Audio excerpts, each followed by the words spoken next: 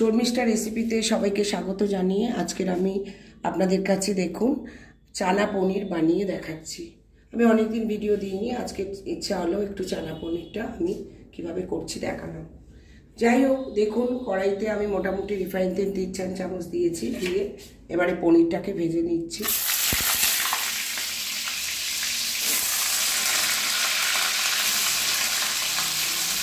পনিরটা ভালো করে ধোয়া, পনিরটা একটু ভেজে নেব।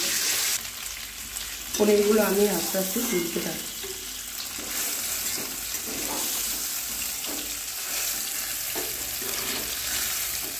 কিছু পনির একটু হয়ে গেছে, যাই হোক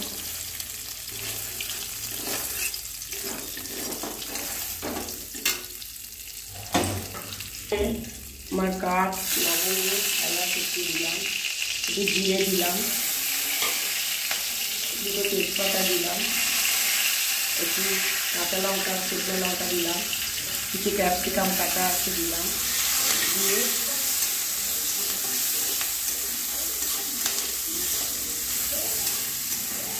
এবং এরপর আমি আলুটা দিয়ে দিলাম।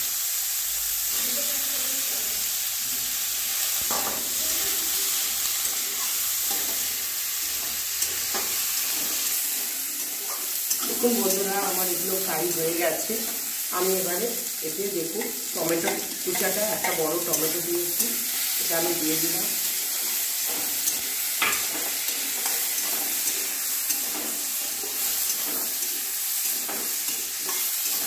এরপর আস্তে আস্তে আমি মশলাগুলো দিয়ে দিচ্ছি। দেখুন 1 চামচ আমি গুঁড়ো লঙ্কা দিলাম, বড় চামচের 1 চামচ হলুদ দিলাম। যেহেতু আমার ওতে সিদ্ধ করার লবণ নেই, আমি পরিমাণ মতো লবণ দিয়ে দিলাম। এখানে একটু ধনে গুঁড়ো আছে, আমারই নিজের বানানো ধনে গুঁড়ো দিলাম। এখানে একটু জিরে গুঁড়ো 1 চামচ আছে দিলাম।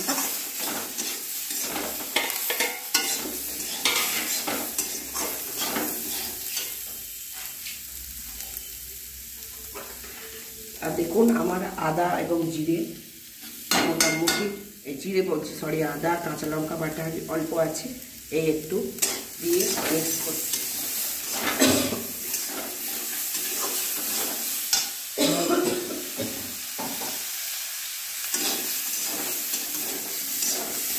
দেখুন এরপর আমি এখানে কাবলি ছোলাগুলো দিয়ে একসঙ্গে মিক্স করতে লাগলাম।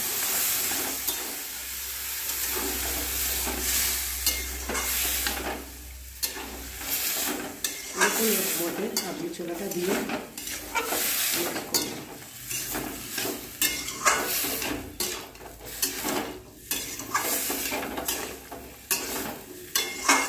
এরপর আমি পরিমাণ মতো জল দেব।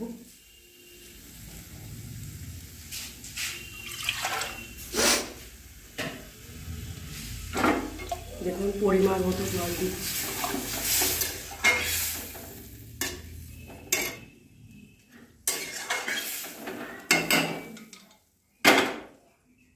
পরে চলে আসছি একটু পরে, আমি এটা জাস্ট কিছুক্ষণ সিদ্ধ হওয়ার পর আমি চলে আসছি। বন্ধুরা চলে এলাম কিছুক্ষণ পর। দেখুন খুব সুন্দর একটা স্মেল বেরোচ্ছে এবং কালারও খুব সুন্দর একটা এসছে। দেখুন আমি শুধু জাস্ট দেখবো আমার কীরকম সিদ্ধ হয়েছে। দেখুন সুন্দর ঘেটে যাচ্ছে, আলুগুলোও সুন্দর ঘেটে গেছে।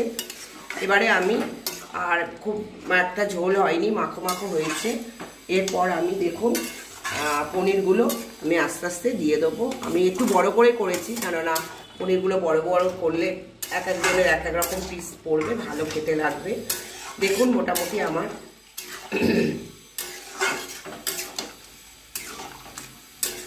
খুব সুন্দর একটা স্মেল বেরোচ্ছে।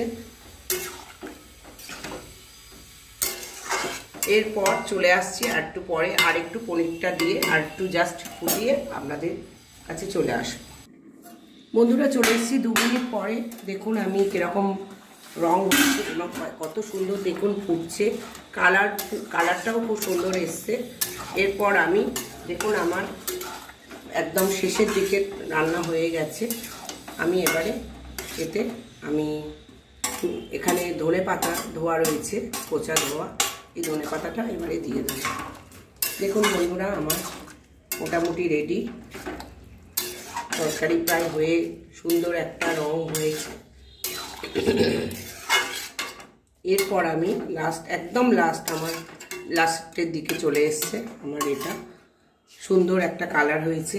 এই দেখুন, এটা হচ্ছে কি আমি নিজেই বানাই, এটা হচ্ছে গরম মশলার গুঁড়ো। দেখুন এটা 1 চা চামচ গরম মশলার গুঁড়ো দিলাম, আর দিলাম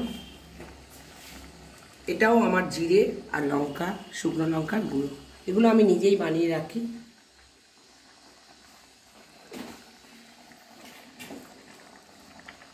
বন্ধুরা আমার আজকে রান্নাটা কমপ্লিট হয়ে গেছে, চলে আসছি পরের ভিডিও।